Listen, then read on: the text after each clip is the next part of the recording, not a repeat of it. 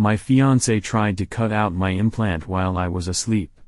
I'm 25 and have a 2-year-old son from a previous relationship.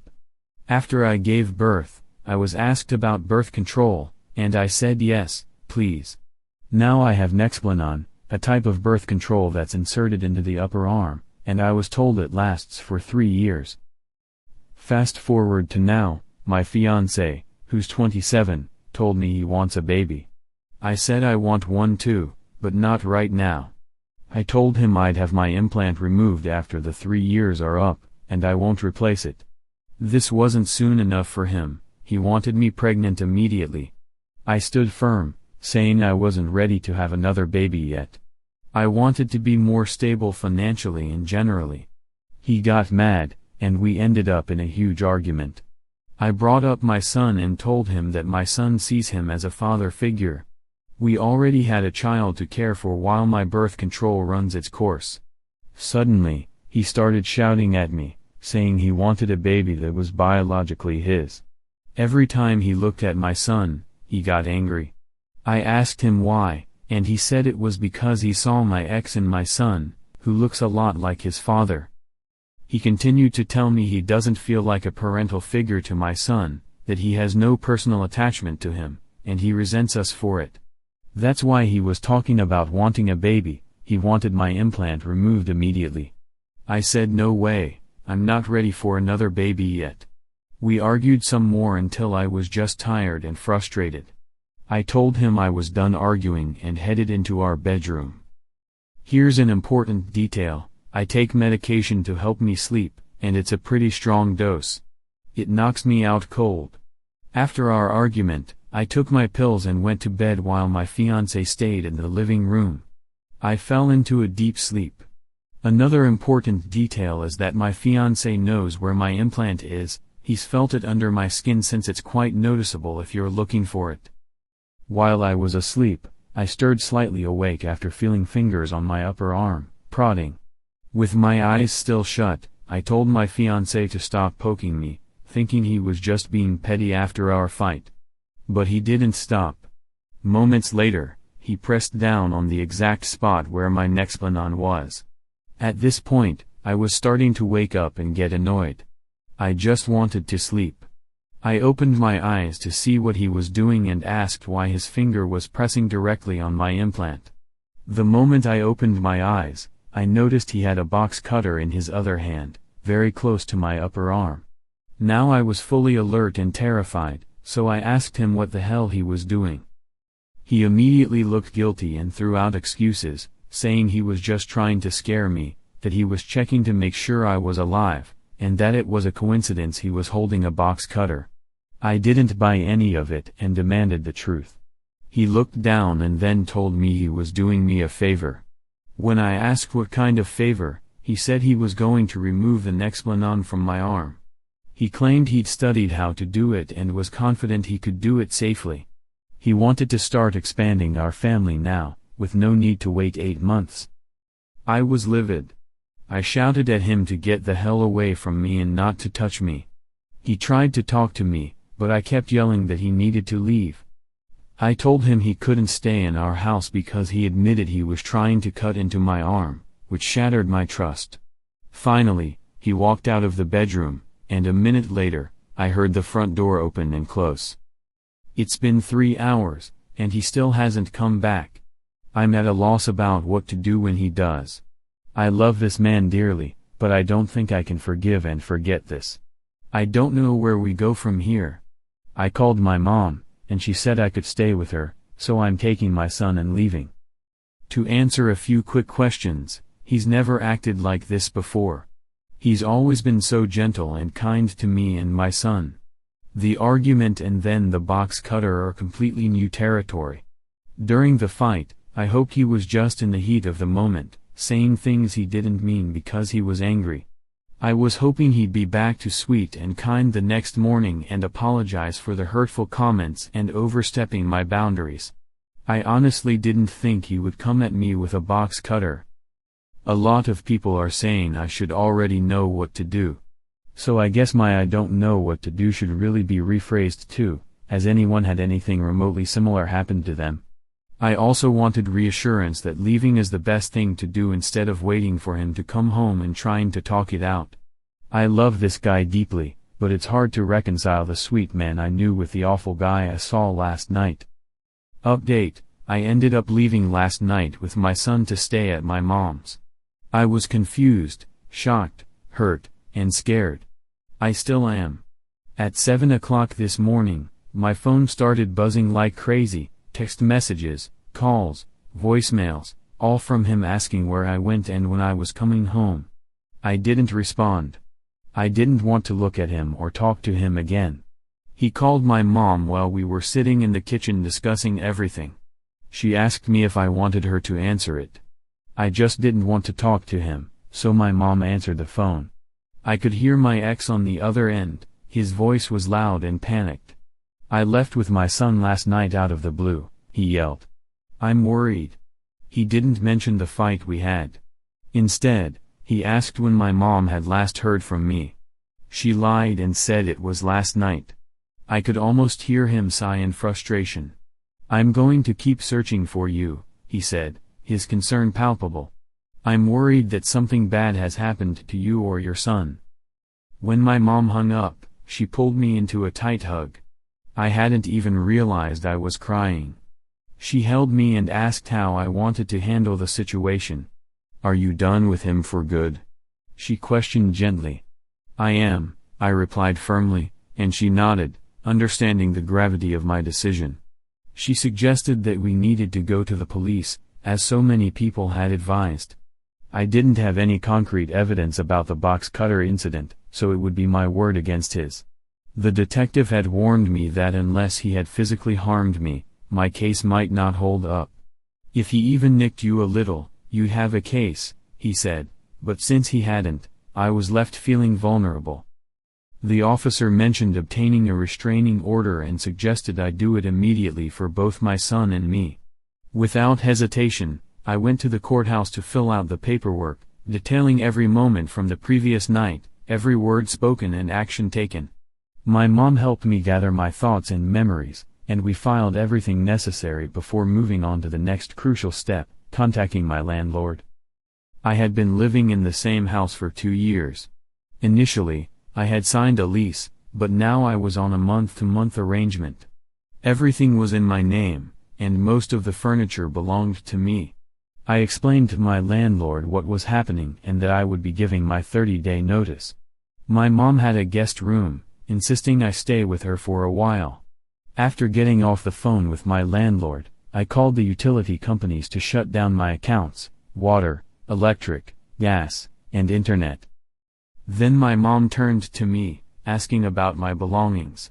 "I don't want to leave anything behind," I told her. "Important papers, knickknacks, clothes, furniture, everything."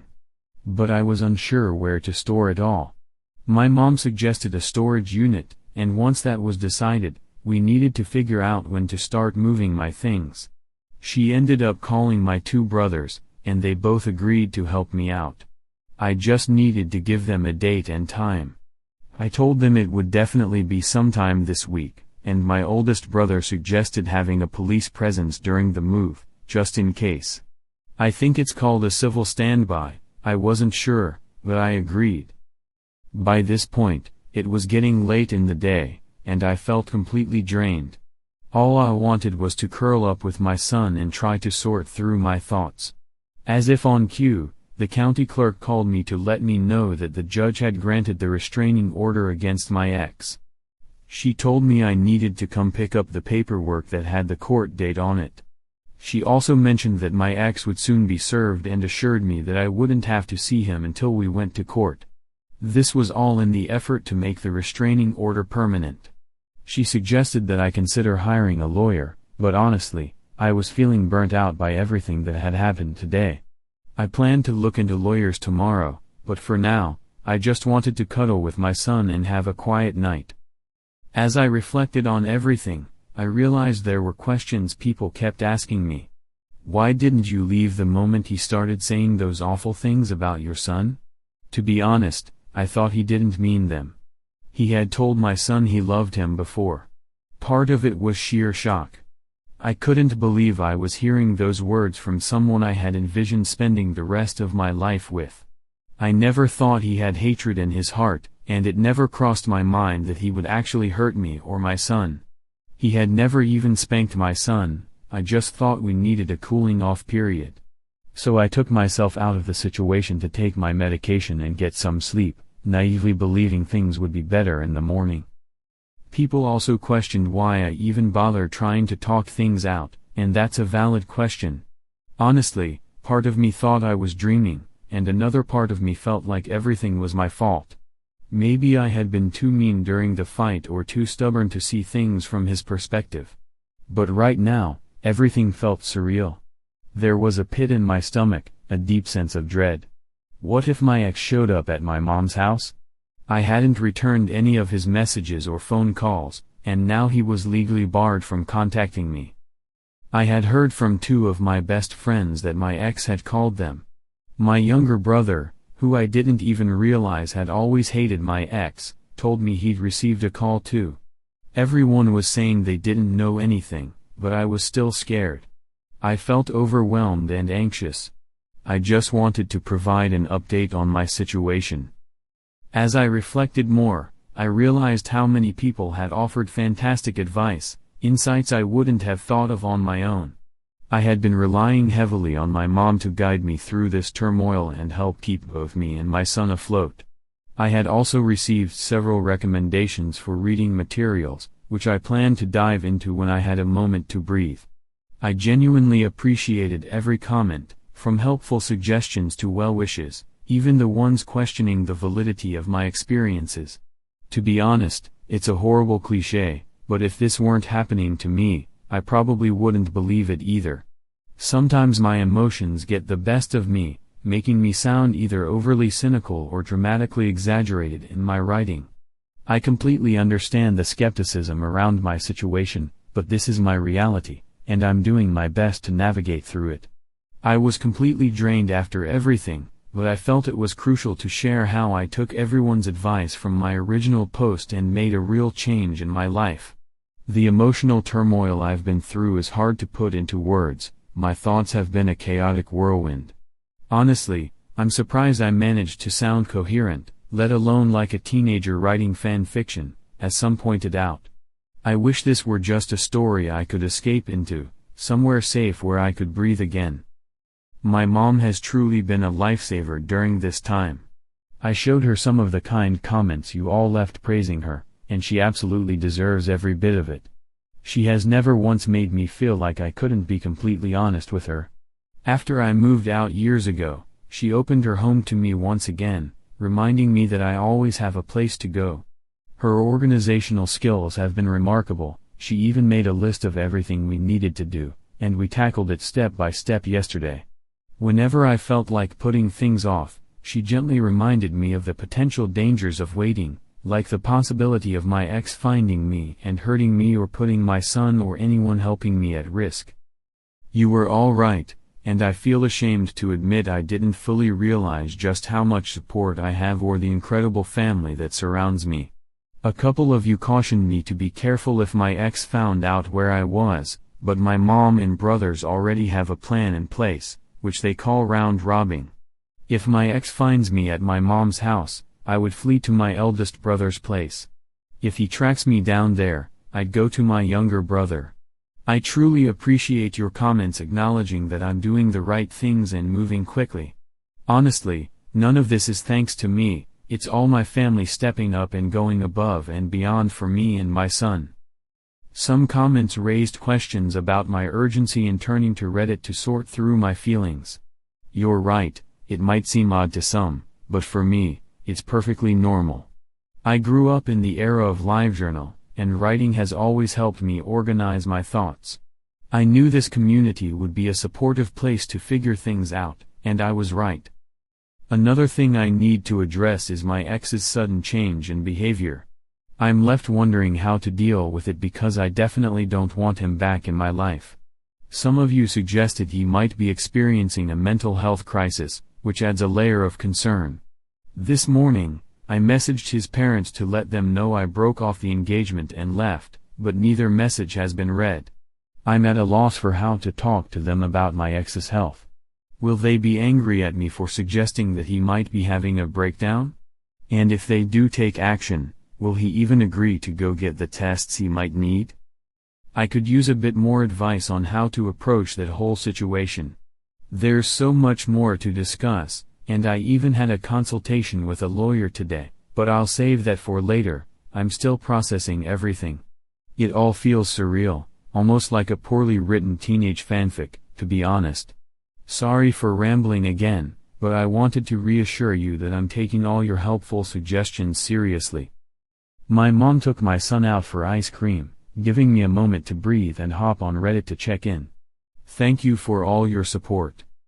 As for the final update, when my ex was served with the divorce papers, he did not react well at all. I had already blocked him on all social media, but he posted a picture of his papers on Facebook, along with a message directed at me and my son. A mutual friend spotted it and alerted me that it included my personal information.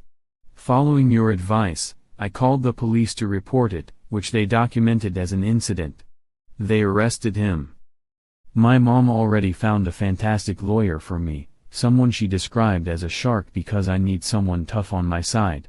I shared the screenshot of my ex's post with my lawyer, and he immediately included it in his representation of me, filing a motion for contempt of court for violating the restraining order and threatening me and my son.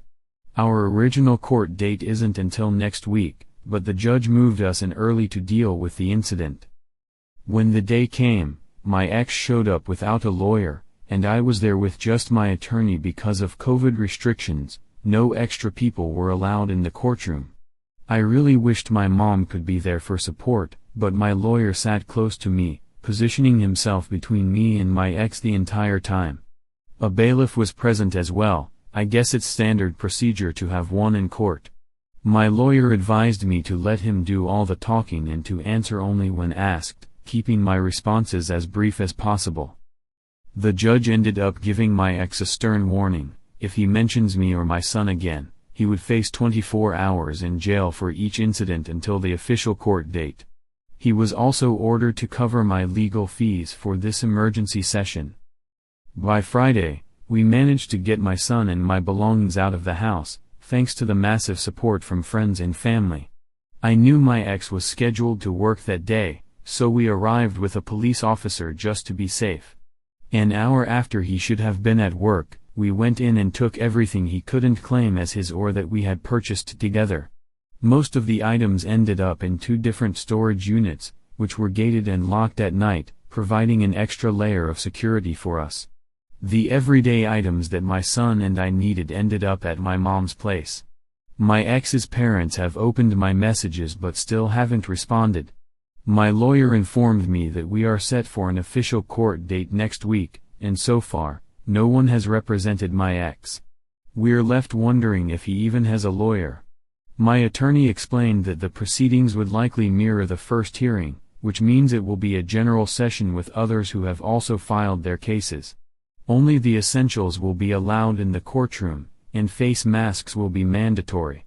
He assured me he would keep my ex at a distance and advised me to limit my communication to just answering questions, providing clear and concise responses unless further clarification is requested. He's optimistic that the temporary restraining orders will become permanent, but he warned me that it isn't like what you see in the movies. The orders will only last for 1 year unless I mark the box for annual reissuance, which I did. However, he also mentioned that every year, my ex could appeal the decision, meaning we'd have to return to court all over again. Right now, I'm just trying to stay afloat. The anxiety has been overwhelming. I've received messages from people saying they've seen my posts on Facebook, Twitter, and Instagram. Some of you have even tracked down the state I live in. I just hope my ex doesn't stumble upon any of these posts and connect the dots. I apologize for not responding to every comment or message and for the delay in this update. I've been focused on keeping my son's life as normal as possible. It breaks my heart when he asks me when we'll be going home and where Papa is. He thinks we're just having an extended sleepover at Mimi's place, and he's delighted to be surrounded by pets. We weren't allowed to have animals at our old home, so he's thrilled that my mom has a dog and a couple of cats. I've alerted his daycare about my ex, and most of my family and friends are aware that something serious is going on, although they don't know the details. It's been a long, exhausting week. I feel like I'm constantly looking over my shoulder. I had my mom install extra locks on the doors, and several people have suggested we get cameras for the outside.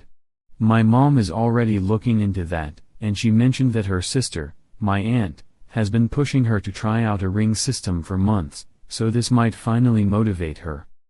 I'm sorry for the late update, everything still feels surreal. All I can do is keep swimming. My son is obsessed with Finding Nemo, which is a bit of a distraction. It's truly awful that anyone has to endure all of this just to move on from a breakup, especially considering it was a violent one. But I have to commend my resolve and my moms for pushing through these challenges. They were determined to find solutions, tackling everything that came their way, well, everything except for a 12-gauge shotgun. I've also noticed a lot of people doubting the reality of this situation, which struck me as odd. If you frequent this channel or any similar ones, you know that this isn't the wildest tale we've encountered. We've heard crazier stories, and for some reason, fewer people seem skeptical about those. Maybe it was just a handful of comments, but I didn't feel inclined to doubt this one. Sure, the idea of him trying to cut out the implant sounds crazy, but we've read stories about that kind of thing before. Who knows, maybe he had a psychotic break triggered by something he saw on TikTok. It's not out of the realm of possibility. I just didn't sense any nonsense in this story. Now on to the next tale. My wife walked out on our daughter and me 2 years ago, but recently she returned, wanting to be a family again. 2 years back, she pulled the classic stunt of saying she was stepping out to buy cigarettes and just vanished. She had been struggling with depression, and I tried my best to lighten her load and help her seek the help she needed. She often expressed that she was fed up with everything, including our daughter, and I did my best to give her space and accommodate her requests. Then, without warning, she disappeared, taking some of her things and leaving us behind. I had picked up our daughter from school and returned home to find that she was gone. The police got involved, but after 3 days, my wife called her mother to say she was okay but requested that we not contact her or search for her. It was incredibly tough trying to raise our daughter as a single father while explaining her mother's absence. I often struggled to find the right words when she asked if mommy would ever come back. But I also cherished the bond I developed with my daughter during that time, which helped me cope. I never pursued divorce proceedings.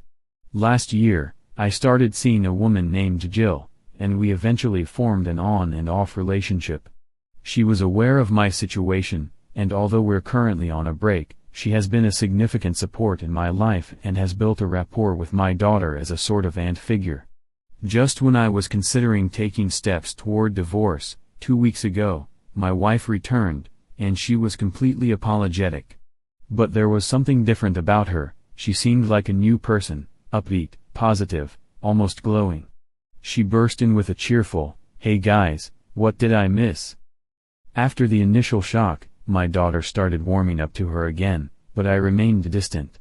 My wife attempted to initiate intimacy after a couple of nights, but I told her that I wasn't ready for that. It was an uncomfortable moment when I finally confronted the reality of my marriage. My wife, who had vanished from our lives for several years, had returned, and I was left in a whirlwind of emotions. After a brief discussion, she agreed to move into the guest room, a gesture of understanding that seemed so surreal. I couldn't help but wonder where she had been all these years. Apparently, she had been traveling the world, rediscovering herself. I was blunt in my response, telling her that I was seeking a divorce and that there was someone else in my life now. She took it surprisingly well, acknowledging that she understood if I harbored feelings of hatred toward her. I didn't hate her, I was simply torn. I still had feelings for her, and I was grateful that my daughter had her mother back. But could I really trust her again? After all, she had walked out on us once.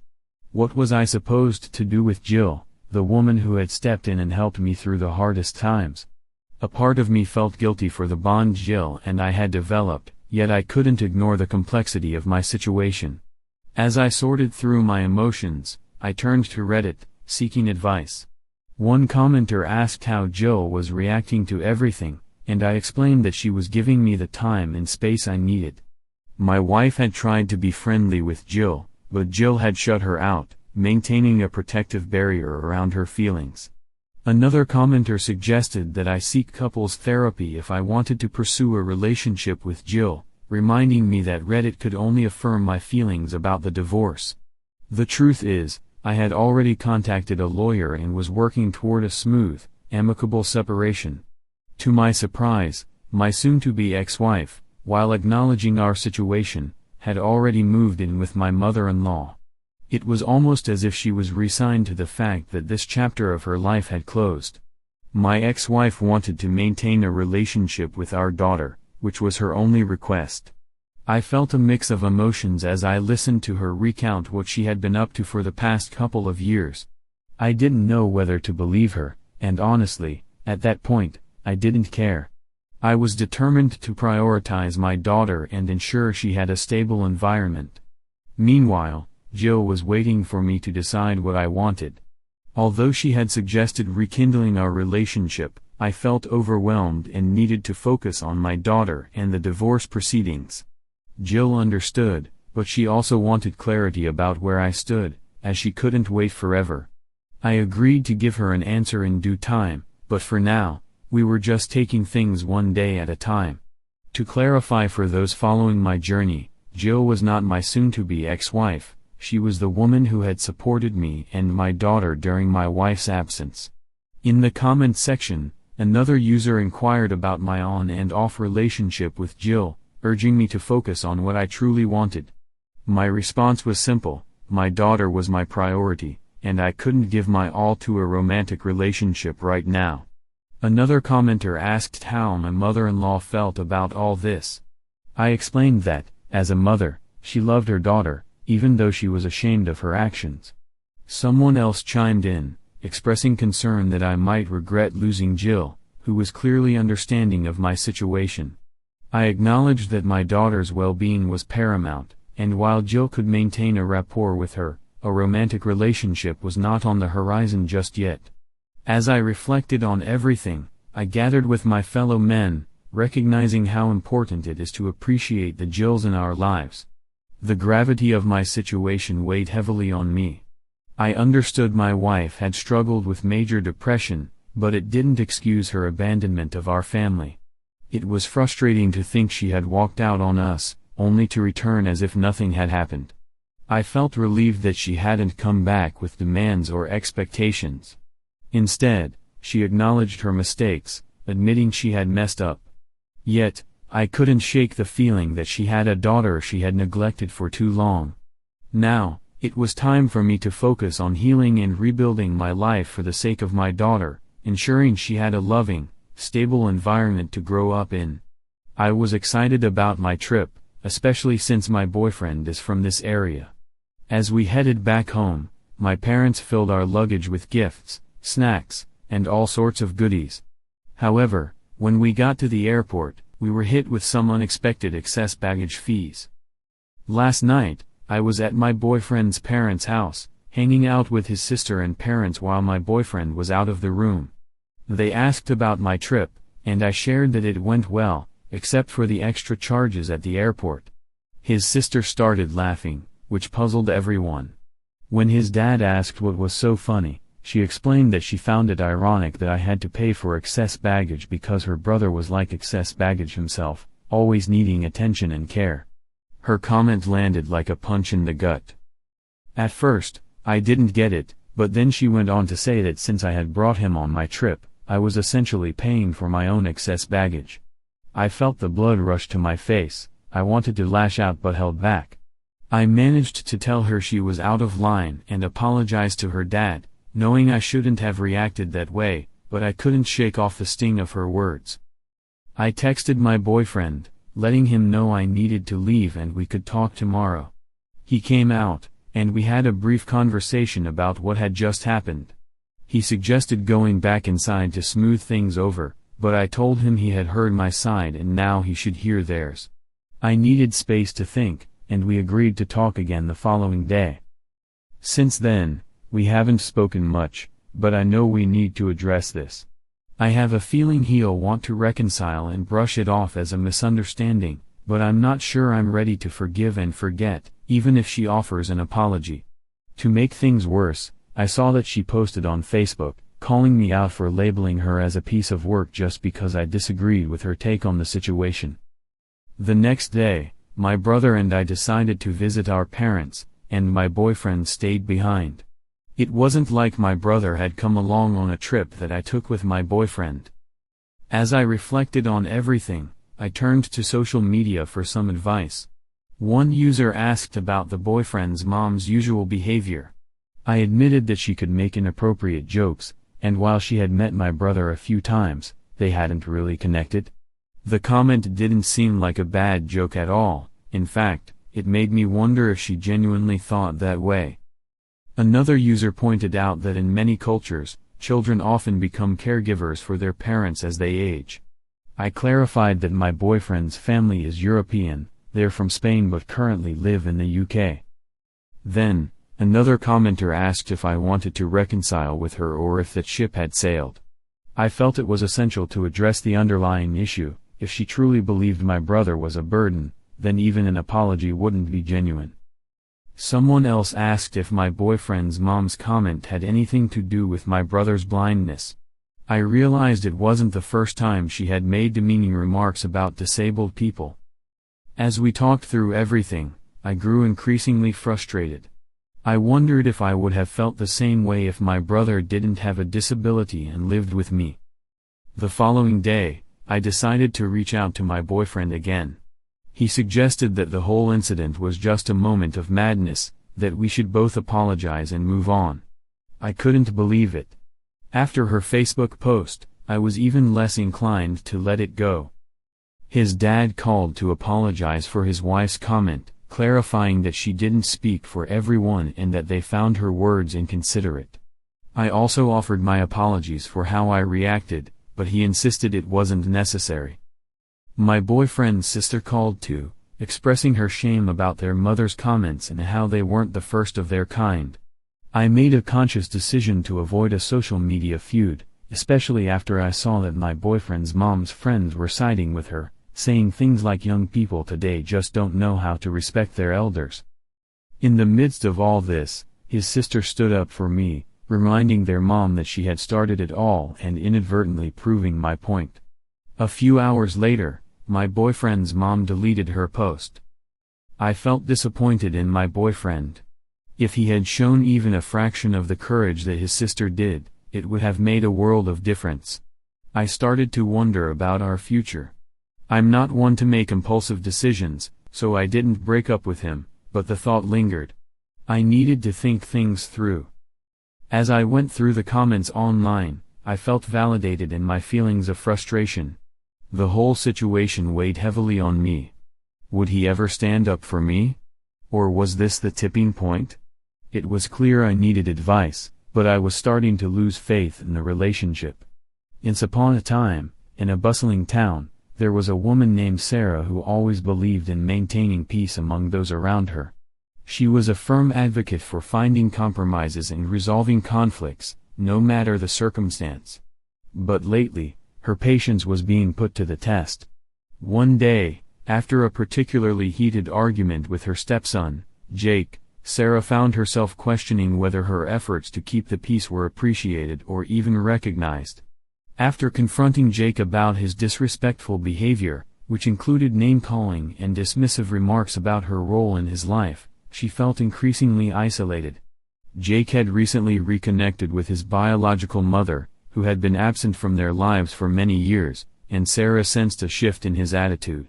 Feeling frustrated, she decided to share her feelings with a close friend online.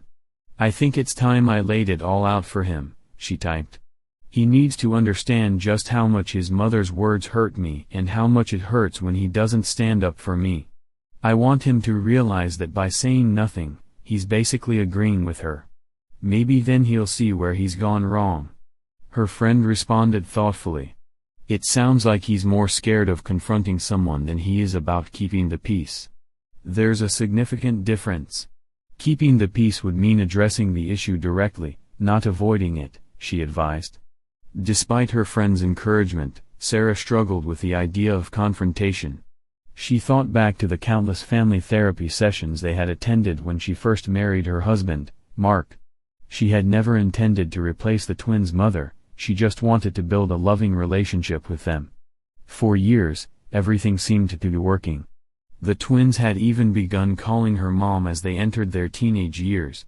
However, when their biological mother re-entered their lives, things began to change. The initial excitement faded, and soon, Sarah found herself being called by her first name again. The painful shift in their dynamic hurt deeply, but she tried to remain supportive, hoping this was just a phase. As time went on, their behavior turned increasingly disrespectful. The twins, now 16, began disregarding house rules, neglecting chores, and openly challenging her authority. Jake would often remind her that she was not their real mom and insinuate that her presence was the reason their mother had left. "You know that's not true," she would reply, her heart breaking a little more each time. The final straw came 3 weeks ago during a family dinner. A disagreement escalated when Jake, in a fit of anger, called her a derogatory name. Hurt and frustrated, Sarah took away his phone and sent him to his room, expecting some reflection.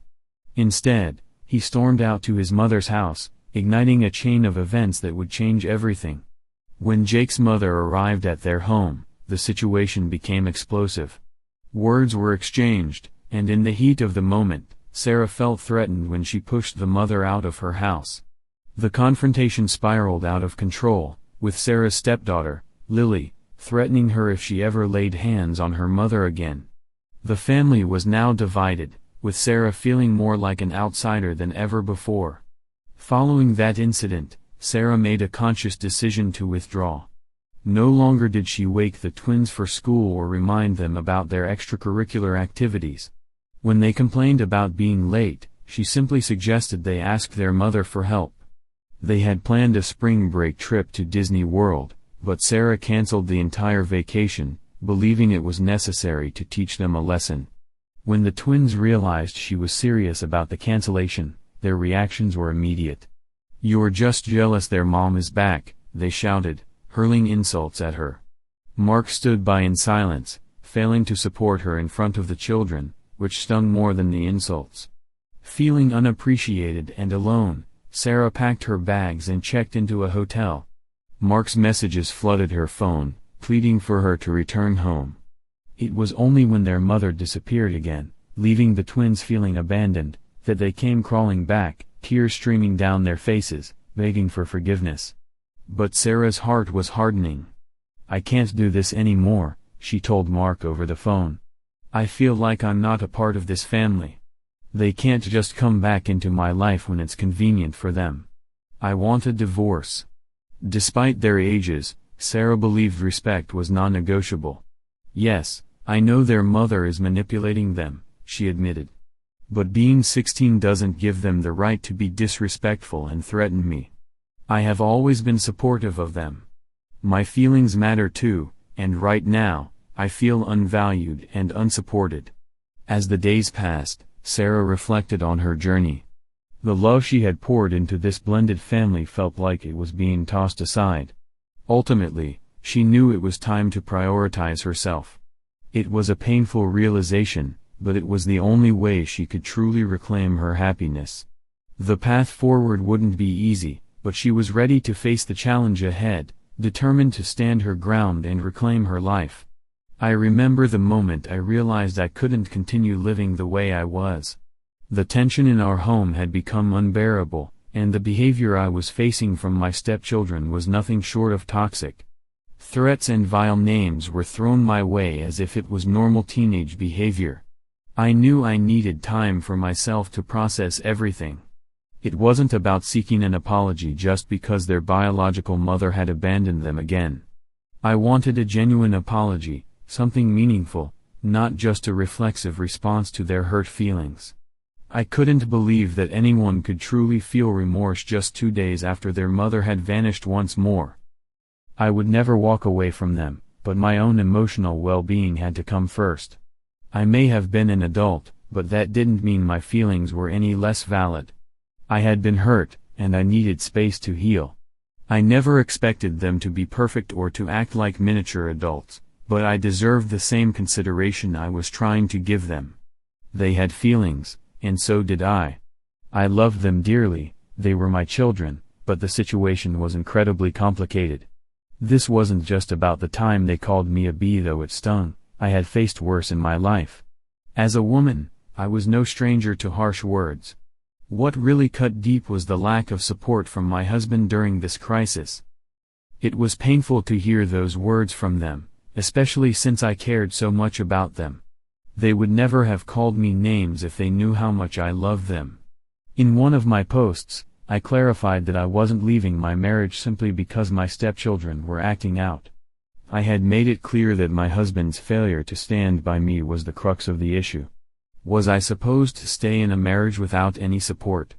I couldn't help but think back to my own teenage years. I never acted like that, and it wasn't normal behavior. I mentioned that their biological mother had only returned to their lives 6 months ago, not 3 years like some had assumed.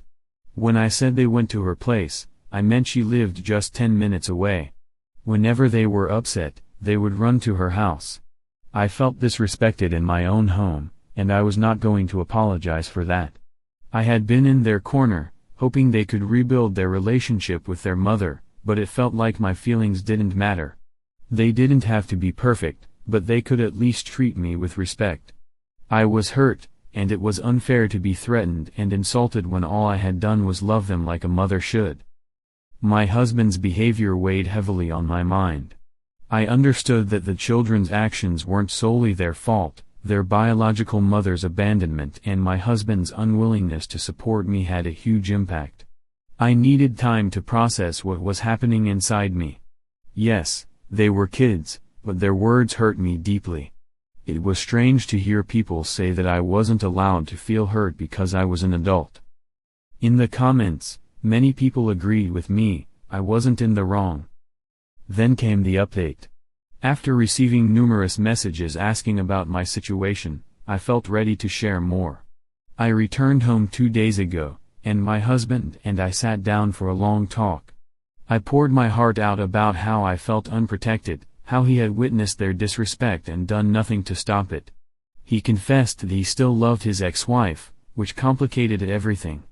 His reluctance to take a stand for me was incredibly upsetting. We both cried and raised our voices during that emotional exchange. Ultimately, I decided to move forward with the divorce. When I spoke to the twins, they broke down in tears, blaming themselves and begging for forgiveness, not just from me, but also from their dad. They didn't want me to leave. I had to explain to them that, as much as I loved them, staying in the house with their dad was no longer an option. However, I was open to maintaining a relationship with them if they wanted it, but I still needed time to heal from the hurt they had caused. I wanted them to understand that their actions had consequences. I moved out and found a place in one of my rental properties. In a twist of fate, I had just bought my first house.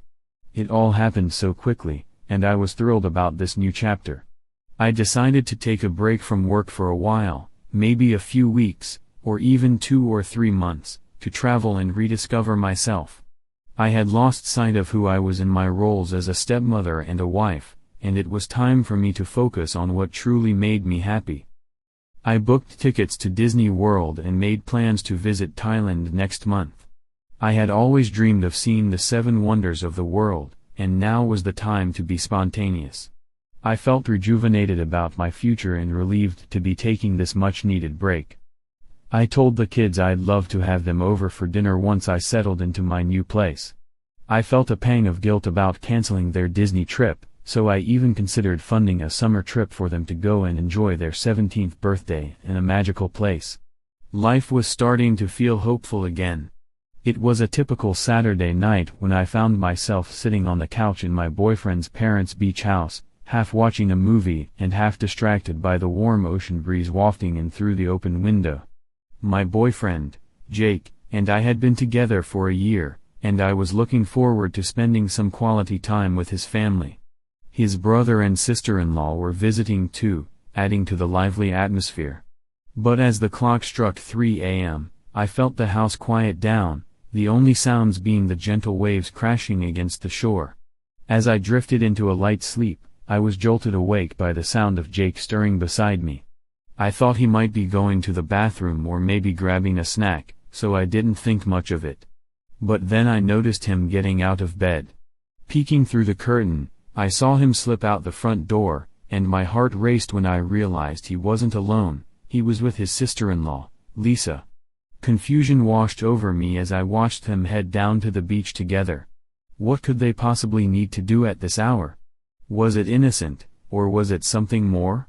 My gut twisted at the thought, and I tried to shake off the feeling of unease as I waited for their return. After what felt like an eternity, they came back inside, laughing and whispering. I lay there, pretending to be asleep, but my mind was racing. Should I confront him? Was it really sneaking around if they were family? Still, the notion of them being out at the beach in the dead of night didn't sit right with me. I decided to talk it over with some friends online, and the comments I received only added to my confusion. One friend advised me to follow them next time, curious about what they might be up to, while another asked how I managed to get locked in a house. I explained that Jake had a spare key, and I assumed they had locked the front door behind them. I was still contemplating what to do when I got an unexpected response from a user who asked, "What if there's a fire?" It made me realize that the situation was not just weird, it could have been dangerous too. After several hours of sleepless tossing and turning, I finally confronted Jake about what I had seen. I kept it vague, mentioning that I noticed him leaving and coming back, but he brushed it off casually. "I just went to pee and ran into Dad in the kitchen," he said with a shrug. Something felt off. I couldn't shake the feeling that he was lying. After all, I had seen him leave with Lisa, not just wander downstairs. So, I decided to ask Lisa directly. I spotted her in the kitchen and, half asleep, tried to clarify what had happened. "Did you go out with Jake last night?" I asked. She hesitated and then claimed she enjoyed midnight walks on the beach, which felt like a flimsy excuse. I turned to Jake's brother, Mark, to see if he knew anything. He also played it cool, saying they just liked long walks on the beach. But the more I heard, the more I suspected something was seriously amiss. Hours later, Jake finally came clean, but not in the way I expected. He admitted that he and Lisa had been sneaking around for years, and their late-night beach rendezvous was just another moment in their twisted little game. "It's not cheating," he insisted. "It's my sister-in-law. It doesn't count like that." I felt my stomach churn. How could he justify this? It felt like a betrayal that went beyond just infidelity. It was a complete violation of trust, wrapped in the pretense of family loyalty. I had always thought of our relationship as something special, but now I realized it was just a convenience for him. I called him out for what it was. Having sex with anyone else is cheating, Jake. No matter who they are. I felt a surge of anger and hurt as I packed my things. I couldn't stay in this toxic situation any longer. Breaking up with him was like pulling off a band-aid. It hurt, but it was necessary. As I drove away from the beach house, I felt a weight lift off my shoulders. I was free from the shadows of deceit and the complexities of their family drama. The thought of what Jake had been up to with his sister-in-law disgusted me, and I knew I was better off without his twisted web of lies. I decided to focus on myself and rediscover what made me happy, vowing to never allow myself to be caught in someone else's strange relationships again. The beach house slowly faded from view in my rearview mirror, and with it, the drama and chaos that had entangled my heart.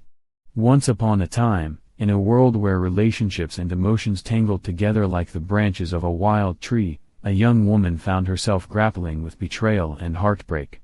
Her name was Emma, and she had recently come back from a holiday where she had hoped to reconnect with her family, only to discover that her life had taken a turn for the worse. Emma had thought she was in a loving relationship with her boyfriend, Mark. But when she learned about his questionable arrangements with her sister-in-law, it shattered her trust. The situation was bizarre. Mark insisted that what he was doing wasn't cheating because it involved family. Emma couldn't believe her ears. How could he justify such an arrangement? It was downright crazy to think that sharing intimate moments with his brother while keeping it a secret was acceptable.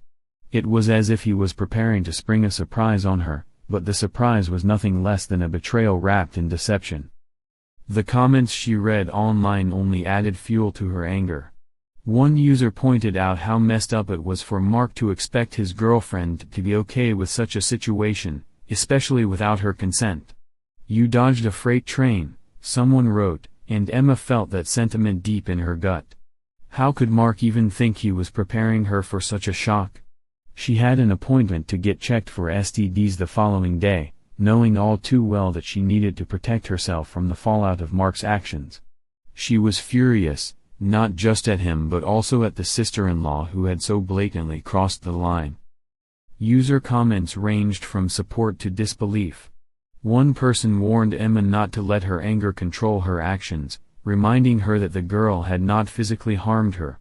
But Emma couldn't see it that way. The betrayal cut deep.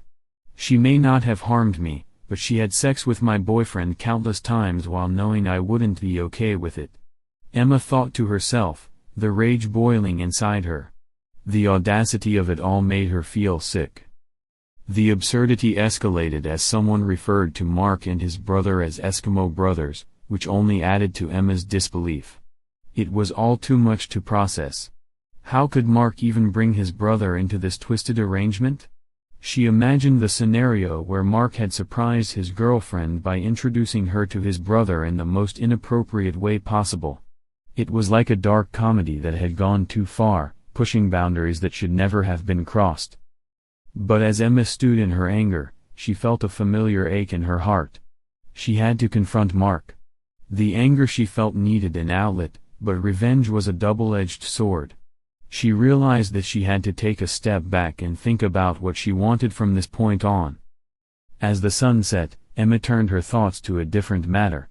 A letter arrived from her late father's workplace, shrouded in grief and confusion. The day her father unexpectedly passed away had left her with a heavy heart and unanswered questions. Now, out of the blue, her father's sister had filed a claim for his death benefit, claiming to be the next of kin. Emma was the rightful heir, legally speaking, but her aunt had presented herself as the sole relative, omitting Emma and her brother entirely from the claim process. The situation escalated quickly. Emma reached out to her aunt, hoping for a civil conversation, but instead, she was met with hostility. Her aunt insisted that their father would have wanted her to have the money, declaring that Emma shouldn't even think about putting in a claim. Emma was stunned. This is about family, she thought. How could she be so selfish? Despite her aunt's claims, Emma knew she had to file a claim, especially since the company reached out to her after discovering her name on her father's death certificate. Tensions mounted as family members sided with her aunt, telling Emma she would be ashamed of herself for even considering the claim. Even her autistic brother was attacked for not being able to carry their father's coffin at the funeral. The family drama spun out of control, fueled by grief and anger over a sum of money. Emma's sleepless nights were filled with anxiety and doubt. Could she really go against her aunt, who had made such an emotional claim? The stress was overwhelming. After contacting the company again, she learned the shocking truth: there was no record of her father having expressed any wishes about the death benefit. The woman on the phone assured Emma, "You are his daughter. You have every right to make a claim." The tension reached a boiling point when Emma's aunt sent a blank template of a document, claiming it was her father's last wish, but it was just a form without any real context. Emma could hardly believe the audacity of her aunt, who not only lied about her father's wishes but also tried to paint Emma and her brother as the villains in this twisted family saga. As the drama unfolded, a voice note from her aunt's daughter added another layer of chaos. It was filled with cruel accusations against Emma's brother, targeting his abilities and character.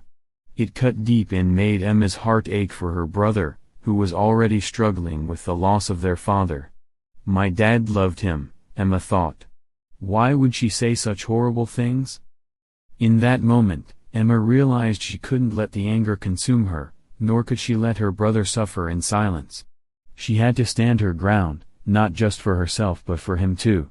The fight for their father's legacy was not just about money, it was about respect, family, and the truth.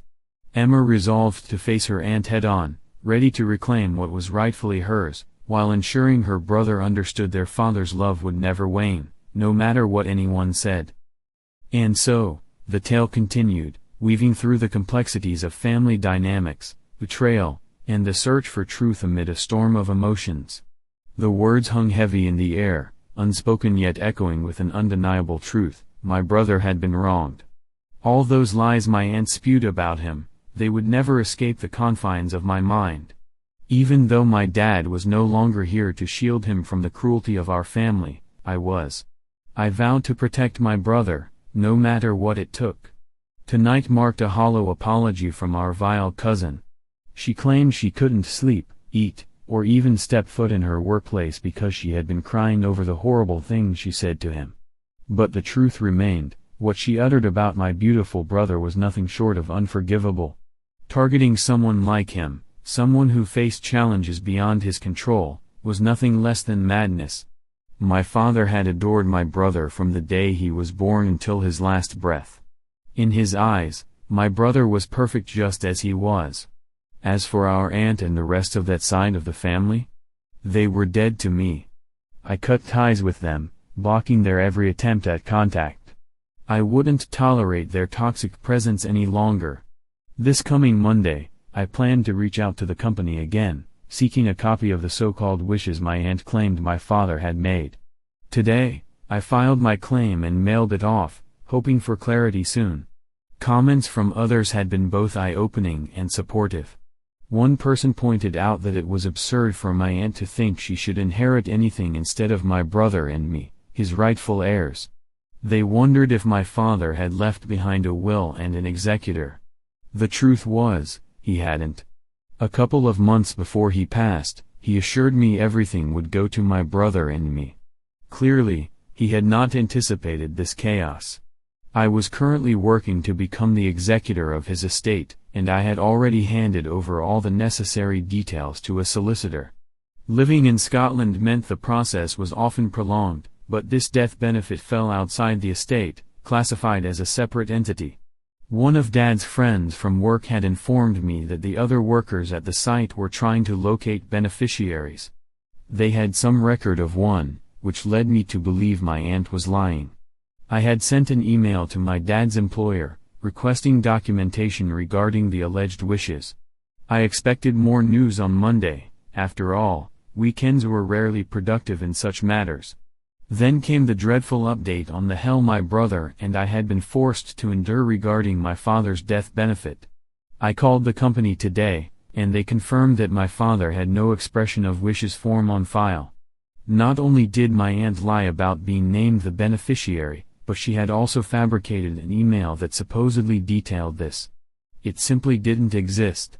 She was listed as next of kin through my father's work, but that didn't entitle her to anything. All the hurt and confusion my brother and I suffered amounted to nothing more than family betrayal.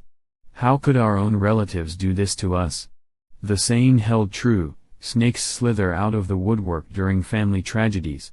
Initially, my brother didn't want to file a claim, but now he was determined. I hoped our cousin felt the weight of guilt clawing at her conscience, not just for her deceit but for the disgusting things her daughter hurled at my autistic brother. Another user commented, reminding me that a lawyer could be a friend in these situations. The laws in Scotland differ from elsewhere, and while I was the executor of the estate, this death benefit fell outside my purview. The company needed to handle the claims and disperse benefits. Thankfully, we had a clearer picture of the truth now. One user brought up a concerning point: why could my aunt access my father's house when I, as the executor, could not? Shouldn't I be able to sue to recover the items she sold? I explained that I had no intention of reclaiming the house just yet. I had allowed her to stay there out of kindness, giving her a place to rest while preparing for the funeral. But a month later, when we finally returned to sort through my father's belongings, we discovered the extent of her betrayal. We confronted her about it, and she sobbed over the phone, claiming she wanted to keep things in memory of her brother. I let it slide, feeling a sense of guilt for even questioning her. It was only now, with clearer eyes, that I saw her manipulations for what they truly were. Another commenter expressed sympathy for the disgusting behavior of my family and urged me to cut them out of my life completely.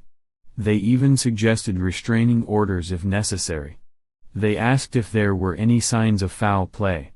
I confirmed that I had severed ties with them, save for one decent cousin, SL, who had always treated me with respect.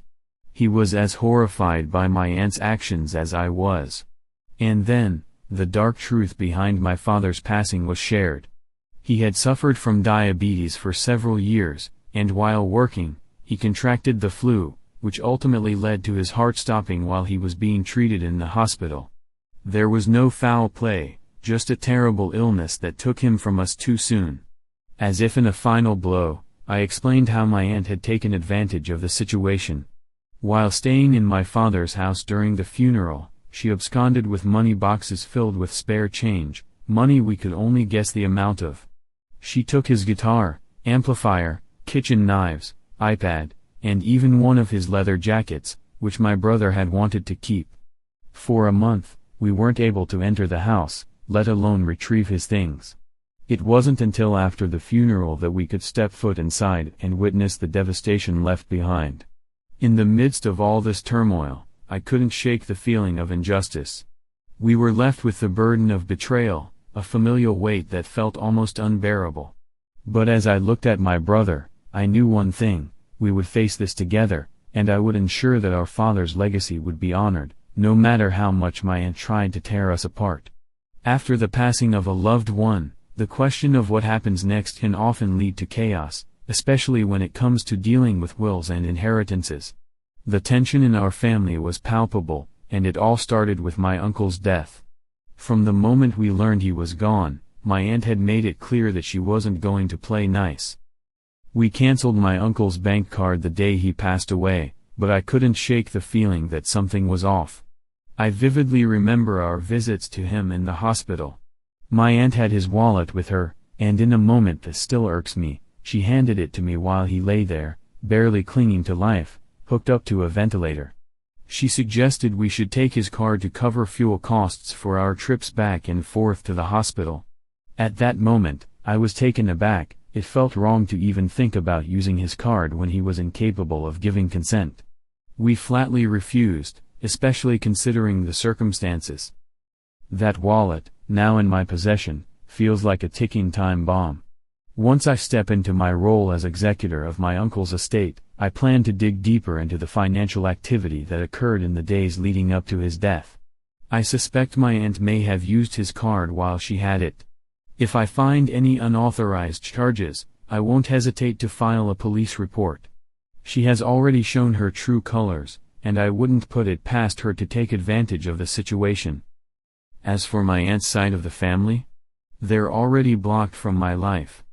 I have no intention of ever speaking to them again. I've never had to navigate the murky waters of a will before, and frankly, I dread the thought of it. But I know one day I might find myself in that situation. The prospect terrifies me because these matters can tear families apart faster than you can imagine. It's like the moment someone passes, the snakes start to come out of the woodwork, hissing and biting at your ankles when you least expect it. In this unfortunate saga, it seems like my brother and I are taking the right steps to protect what's left of our family and prevent my aunt from wreaking any more havoc. I have a strong feeling that when I finally get to examine the financial records, I'll discover she indeed used that card without permission. It's like they say, if it looks like a duck, quacks like a duck, and behaves like a duck, then it's probably a duck. As I wrap up this chapter, I find a bit of solace in knowing that I'm not alone in this journey. Others have gone through similar experiences, and their stories offer some comfort amidst the chaos. I hope you found this story engaging, and thanks for joining me as I navigate this tumultuous time. Until next time, take care,